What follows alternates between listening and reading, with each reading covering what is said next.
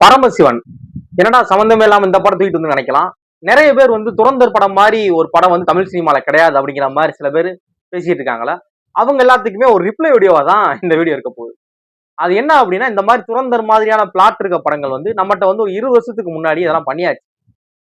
தளபதி வந்து போக்கிரிங்கிற படத்தையும், தலை வந்து பரமசிவன்கிற படத்தையுமே ஒரு 20 வருஷத்துக்கு முன்னாடி எல்லாம் பண்ணிட்டாங்க. அதுக்கு இன்னும் கொஞ்சம் முன்னாடி போனீங்க அப்படின்னா, ரஜினிகாந்த் பாண்டியன்கிற படத்தையுமே இதே மாதிரி அந்த ஒரு உளவாளி கான்செப்ட்ல ஒரு ஸ்பை கான்செப்ட்ல 95 டைம்லயே பண்ணிட்டாப்ல நினைக்கிறேன். அப்படிங்கிறப்ப இதெல்லாம் நம்மகிட்ட ஆல்ரெடி இருக்கு. அந்த ட்ரீட்மெண்ட் ஆனா படம் வந்து துறந்து வேறையா இருக்கலாம். இந்த பரமசிவன்கிற படத்தோட ஸ்டோரி என்ன அப்படின்னா, அஜித், லைலா, பிரகாஷ்ராஜ் இவங்க நடிச்சு வாசு டைரக்ஷன்ல 2006ல ரிலீஸ் ஆன படம் தான் பரமசிவன். ஸ்டோரியா பாத்தீங்க அப்படின்னா, கோயம்புத்தூர்ல வந்து ஒரு பெரிய பாம் பிளாஸ்ட் ஆயிருக்கு. அந்த பாம் பிளாஸ்ட வந்து இன்வெஸ்டிகேட் பண்ற ஆபீசர் இருக்காரு பிரகாஷ்ராஜ். அவரை இன்வெஸ்டிகேட் பண்றப்ப இதுக்கு பின்னாடி ஒரு பெரிய அமைப்பு இருக்கு. அவங்க தான் இந்த இதை பண்றாங்க. தமிழ்நாட்டுல இன்னும் நிறைய இடங்கள்ல இதை பண்ண போறாங்க. இந்தியாவிலேயுமே நிறைய இடங்கள்ல பிளான் பண்ணிருக்காங்க. அடுத்தடுத்து எக்ஸிக்யூட் பண்ண போறாங்க அப்படிங்கிற மாதிரி தகவல் கிடைக்குது.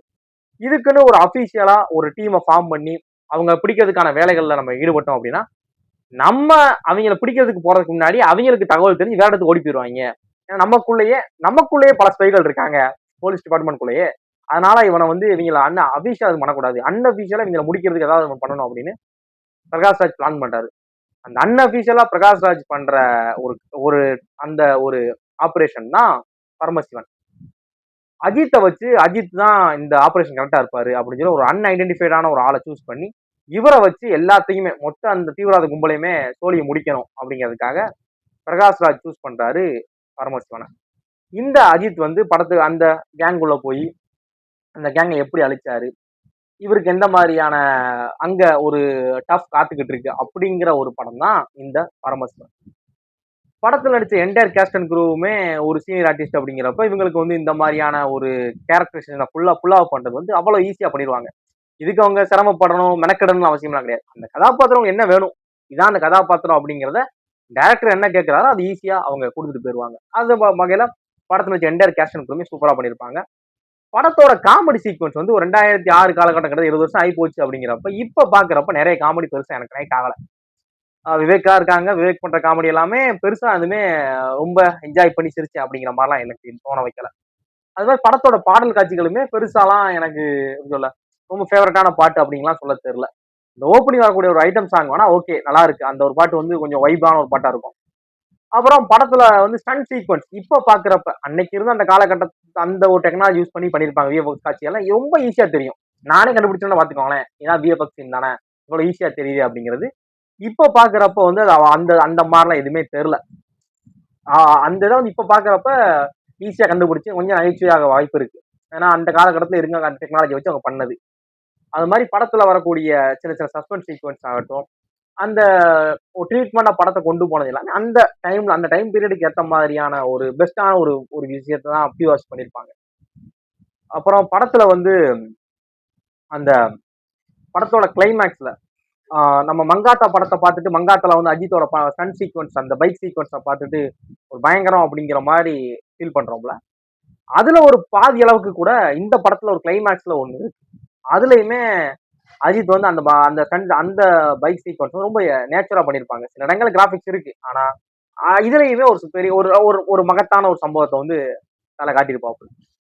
அப்புறம் இந்த சந்தோஷ் சுப்பிரமணியம் படத்துல வரக்கூடிய ஜெனிலியா கதாபாத்திரம் தான் அந்த கியூட்டி பை, அந்த ஒரு குறும்புத்தனம் பண்ணக்கூடிய ஒரு கியூட்டி கேர்ள் அப்படிங்கிற மாதிரிலாம் சில பேர் வந்து இது பண்ணுவாங்கல்ல. அதான் கியூட், ஒரு அழகு. அந்த மாதிரி இந்த மண்டையில முட்டினா மாடு முளைக்கும், கொம்பு முளைக்கும், மாடு முளைக்கல கொம்பு முளைக்கும் அப்படிங்கலாம் சொல்றாங்கல்ல.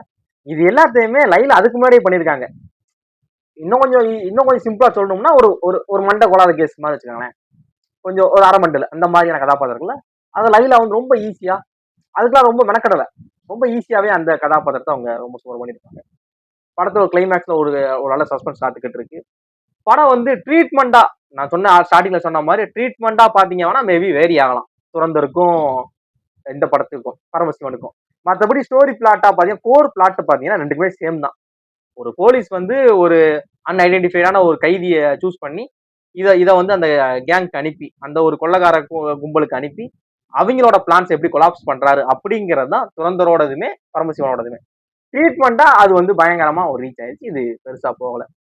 இந்த படம் இப்படி ஒரு படம் இருக்குன்னு எனக்கு தெரியாது ப்ரோ, இப்பதான் இந்த படத்தை நான் பார்த்து கேள்விப்படுறேன் அப்படிங்கிறவங்களுக்கும், ஆல்ரெடி இந்த படத்தை பார்த்திருக்கேன், எனக்கு இந்த படம் பிடிக்கும் இல்ல பிடிக்காது அப்படிங்கிறத உங்களோட ஒப்பீனியனை மறக்காம நான் கமெண்ட் பாக்ஸ் கமெண்ட் பண்ணுங்க. வேற ஏதாவது படத்தை ரிவ்யூ பண்ண நினைச்சீங்க அப்படின்னா அந்த படத்தோட நேம நம்ம கமெண்ட் பாக்ஸ் கமெண்ட் பண்ணுவீங்க, பார்த்துட்டு நான் ஹானஸ்டா ஒப்பீனியன் ஷேர் பண்றேன். இன்னொன்னு, படத்துல வந்து அஜித் வந்து ஒரு டூயல் ரோல ப்ளே பண்ணியிருப்பாரு. ஸ்பாய்லர் பண்ணதுக்கு மன்னிச்சிருங்க. என்னடா டூயல் ரோல் அப்படின்னா, பரமசிவன்கிற ஒரு கதாபாத்திரமும் ஒரு ஃபருக்குங்கிற ஒரு கதாபாத்திரம் பண்ணியிருப்பாரு. படம் பார்க்குறப்ப நான் ஏன் இப்படி சொல்றேங்கிறது கண்டிப்பா உங்களுக்கு புரியும். அப்புறம் படத்தோட தீம் மியூசிக் வந்து வித்யாசாகர் ரொம்ப சூப்பரா பண்ணியிருப்பாரு. அதுவும் படம் வந்து ஒரு ஒரு நேஷனுக்கான படம், நம்ம நாட்டுக்கான ஒரு படம் அப்படிங்கிறப்ப அந்த தேசிய கீத பாடல் இருக்குல்ல, ஜனகணமன அந்த பாட்டு, அந்த பாட்டவே அப்படியே ஒரு தீம் மியூசிக் கன்வெர்ட் பண்ணியிருப்பாரு. அதெல்லாம் வந்து அந்த கிரியேட்டிவிட்டியோட தாட் ப்ராசஸே சூப்பரா, இப்ப யோசிச்சு பார்க்குறப்ப கூட சூப்பர் சார் பண்ணிட்டீங்க அப்படிங்கிற மாதிரியான ஃபீல் பண்ண வைக்குது. இப்ப நான் சொன்னதுதான் இந்த படத்துல இருக்கும். இந்த படம் நான் பார்க்கல அப்படின்னா யூடியூப்ல தான் நான் பார்த்தேன், நீங்களும் பாருங்க. பார்த்துட்டு உங்களோட ஒப்பீனியன் மறக்காம ஷேர் பண்ணுங்க. தேங்க்ஸ் ஃபார் வாட்சிங்.